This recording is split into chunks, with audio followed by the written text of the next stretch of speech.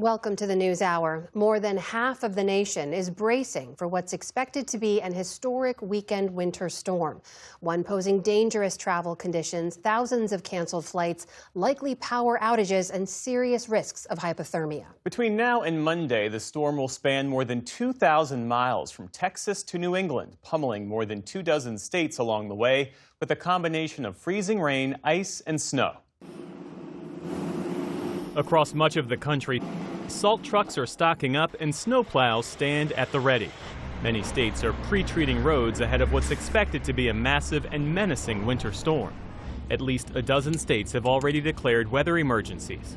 No state will be immune from feeling the effect of Mother Nature's wrath on this weekend. What is being predicted right now, whether it's a foot of snow or even a little bit more, would be one of the biggest snowfalls that our city has seen in years. Forming today across the Central Plains, the storm will trudge thousands of miles across the country before arriving in Maine by Sunday.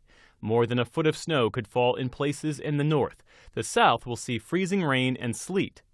Almost 180 million Americans are under winter watches and warnings. And it'll be a significant snow. The chief meteorologist for AccuWeather. There are many communities that are not typically used to dealing with this magnitude of snow and ice that are going to be having to contend with that. Setting the stage, Arctic air that is pushing even further south, putting more than 200 million Americans under alerts for extreme cold. With wind chill tonight, it will feel below zero everywhere from the Texas Panhandle to the Midwest and New England. You better bundle up. You'll be experiencing minus 40 to minus 50 degree wind chills. Much of the country will stay below freezing well into next week, meaning the snow and ice will not melt. That could strain electric grids and lead to widespread power outages. The storm is also expected to paralyze travel. Nearly 2,000 flights across the country were either delayed or canceled today in advance of the storm. And officials warned people to avoid driving. I am asking all Virginians to stay off the roads as of Saturday night, all day Sunday, through Monday morning. This will allow not only for the safety and security of our neighbors, but it will allow for faster clearing of roads. Preparing to hunker down, many people have already stocked up on food and supplies. Others finding store shelves empty. We may be a little bit early, but we're trying to beat the crowd, yes. And I used to live in Florida. We used to do that all the time for hurricane season, so it's not so different. Hoping for the best, but preparing for the worst.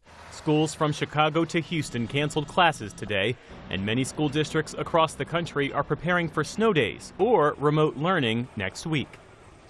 Wait just a second. We have one more thing to share. We want to say a heartfelt thank you for watching and supporting PBS News. Without you, we simply wouldn't be able to provide the news and the information that you trust. So thank you from everybody here at PBS News. Support journalism you trust. Support PBS News. Donate now, or even better, start a monthly contribution today.